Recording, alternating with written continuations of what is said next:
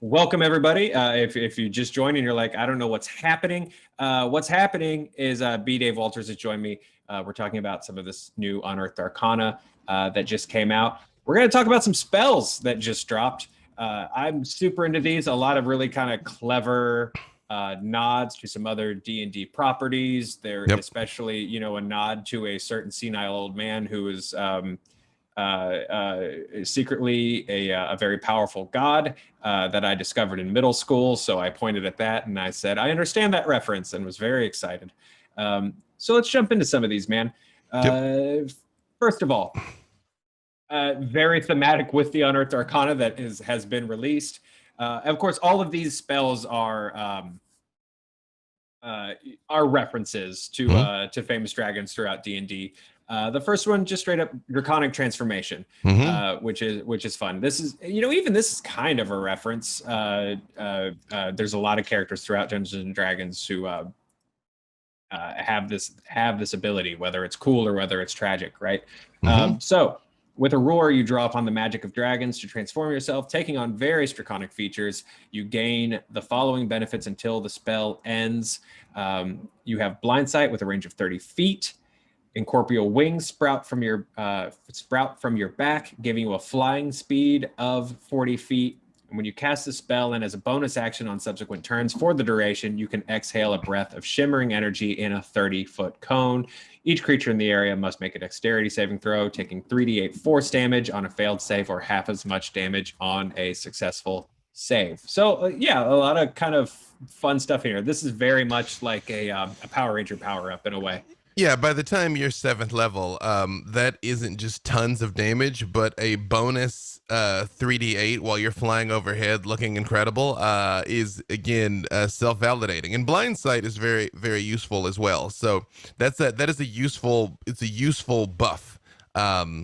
Because by that point, there's other things that are going to outdo it in terms of raw horsepower, but I don't think anything's going to outdo that in terms of just coolness, that you're just like, hey, look at me now.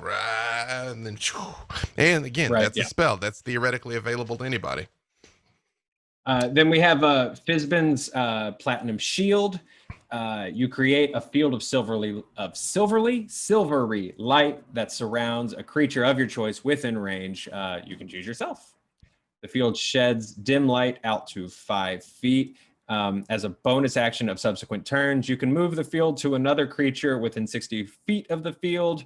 The creature protected by the field gains the following benefits. They have half cover, resistance to acid, cold, fire, lightning, and poison, which is a definite clear battle lines drawn Dragonlance situation. Yep. If the creature is subjected to an effect that allows it to make a dex saving throw to take only half damage, the creature instead takes no damage if it succeeds on the saving throw, and only half damage if it fails. So that's sort of interesting too. I'm always going to vote for anything with platinum in the title. Yeah.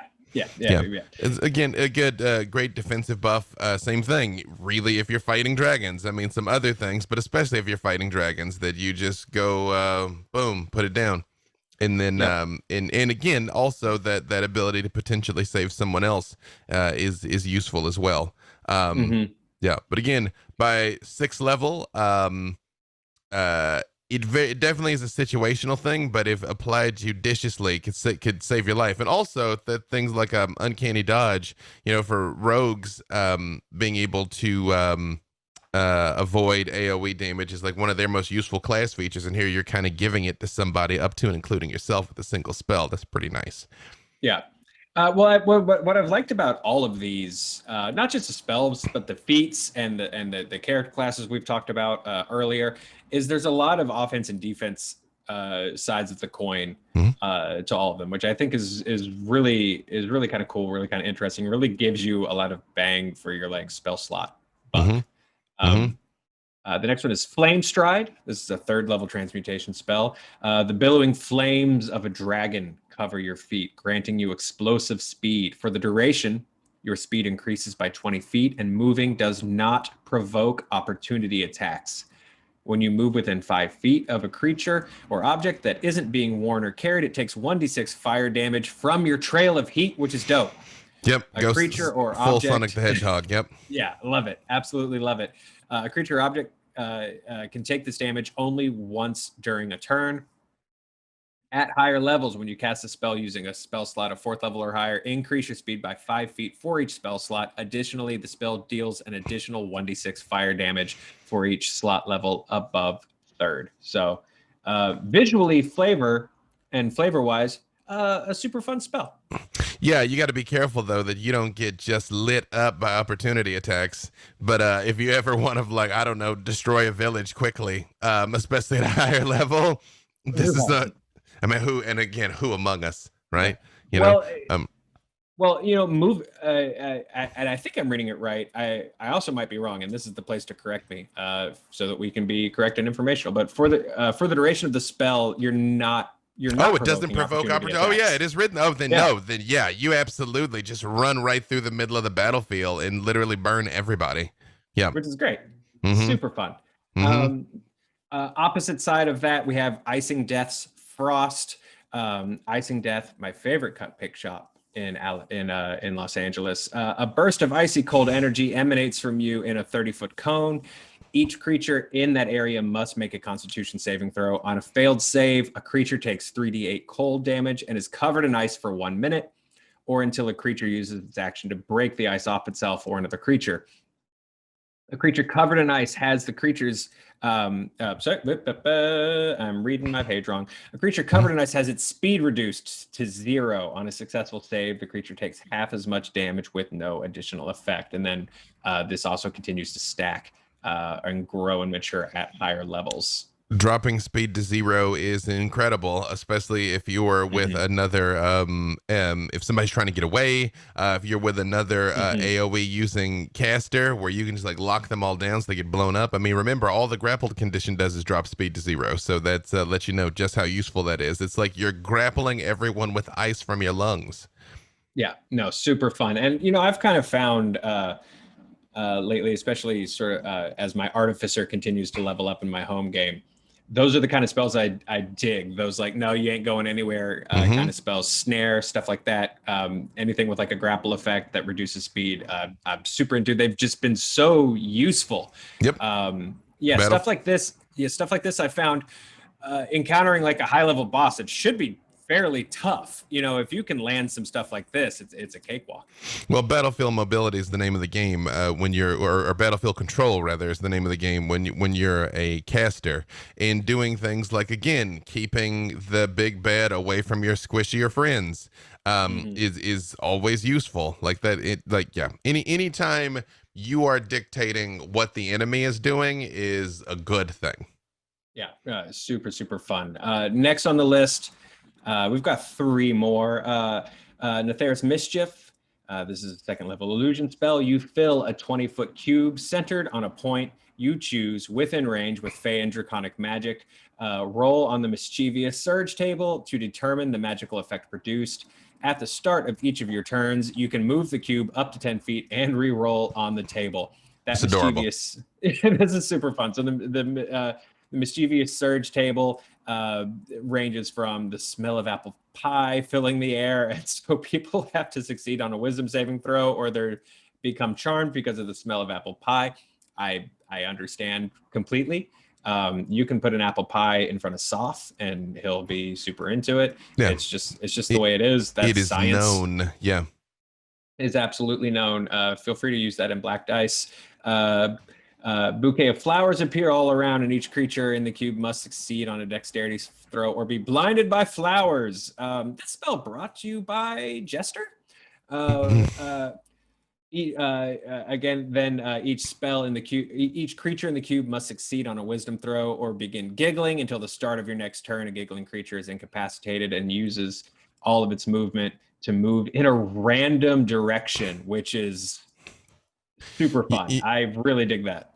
You know who I see this spell working well for is last time we talked about the other UA races, and fairy was one of them. Having a fairy character that is flitting around dropping this on people, I think Love that. is fantastic. Which again, this is one of those times that like you get to satisfy flavor and mechanics where you're like, well, this is very much in keeping with my character. I'm not gonna set people on fire or whatever. And even I don't know what's about to happen, but it's something good and then just drop it.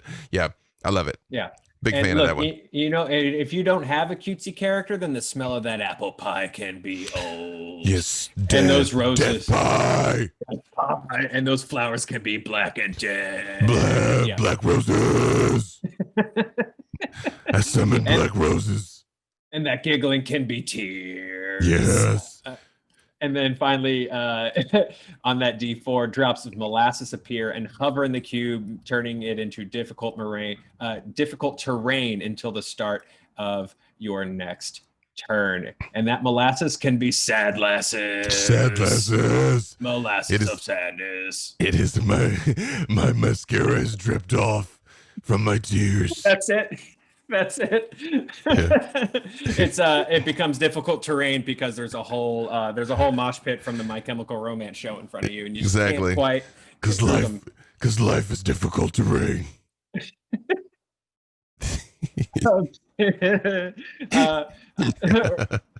Ralithim's Psychic Lance. I don't know how we top this. I think we should stop talking about spells now. Sure. Ralithim's Psychic Lance, 4th level enchantment. You unleash a shimmering lance of psychic power from your forehead. Very Combustion Man from Avatar, but psychic and not fire. Add a creature that you can see within range. Alternatively, you can utter the creature's name. If the name target is within range, it gains no benefit from cover or invisibility as the lance homes in on it. If the named target isn't within range, the lance dissipates and the spell slot is not expended. The target must succeed on an intelligence saving throw or take 10d6 psychic damage and be incapacitated until the start of your next turn. 10d6 at level 4 is a lot. And intelligence saves tends to be the weakest for everyone. That's why the cantrip Mind Sliver is so sexy. That's a good spell. That's a good spell. And it's 120 feet too. So that you're like you right there. Well, and then the thing I noticed too is just incapacitated.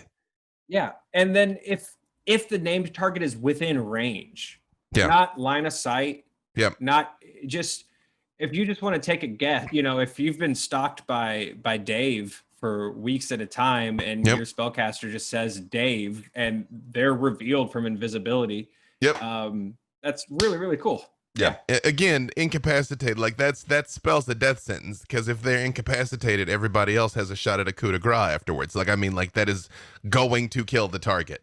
That is, that's one of the ones that I don't think that's gonna make it through as written. If nothing else, it's gonna get bumped up in some levels, I think, or maybe the incapacitation is gonna drop. Because again, like you're almost certainly going to kill them. Yeah, but in the meantime, kids, have fun. 100% do it. Absolutely do it. And DMs, have your bad guys do it. Yes. Oh, that's super fun. And then finally, summon Draconic Spirit. I know I say fun a lot, but the idea of a DM getting to unleash just this insane thing, your party gets a little cocky with their invisibility and, we've been sneaking around and it's a tactic we use all the time. And then the moment this guy says your a character's name, you guys are boned. Oh, that's so cool. That's the best. That's the best. Yeah, it's basically a power word. Yeah. Yeah, love it.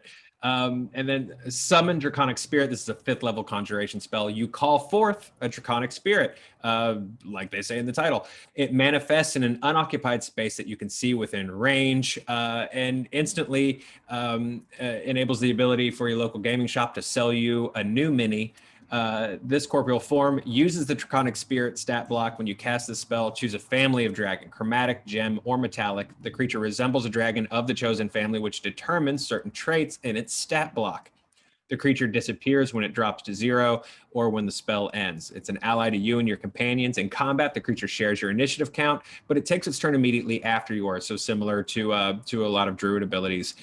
It obeys your verbal commands. No action required by you. If you don't issue any, it takes the dodge action and it uses its move to avoid danger. And then, of course, it sort of lays out like, hey, which type of dragon are you using? And lays out those stat blocks. So I know what we're getting short on time here. So I just want to point out one thing that jumped out at me: the multi-attack function. The dragon uses its breath weapon, and it makes a number of bite and claw attacks equal to half the spell's level, rounded down. Now, this thing doesn't hit terribly hard, but it hits very often. Especially if you cast it at like, let's say 8th level, for instance, because there's no reason to cast it at 9th level, I suppose. It's going to use its breath weapon and bite and claw 4 times every round. That's in a concentration up to an hour. That is a significant increase in your damage output going on there. And also, that is a solid reason to summon Spike. Yeah. Yeah. Also, you've summoned a freaking dragon. Yeah. Yeah. Which, I mean, come on. Yep. 3 attacks, and I'll still give you summoning a dragon. B-Dave, just to sort of, in conclusion, which of these spells are you kind of most excited to play with? Psychic Lance. That one's going in the rotation as soon as this is available in D&D. Like, I got characters that are loading that one up now. Yeah. And for me, I can't not summon a dragon. Come on. And finally, my friend, always good to see you. Where can people find you? B-Dave Walters. I say words about things. You can find me everywhere. Most importantly, today at 4 Pacific on D&D, Twitch, and YouTube for episode 3 of the Black Dice Society, our Ravenloft horror stream. And just follow me on the tweetagrams at B-Dave Walters for more rambling and factoids about all things D&D and just delightfulness. It's good to see you, man. Thanks for talking with me. And y'all, be safe. Take care of each other. If your response to all of this is, I wish I could play D&D and have people to play with, go to our Discord. There's always people looking for games. You deserve to be able to play D&D. It's for everybody, including you. Take care of yourselves. Be safe.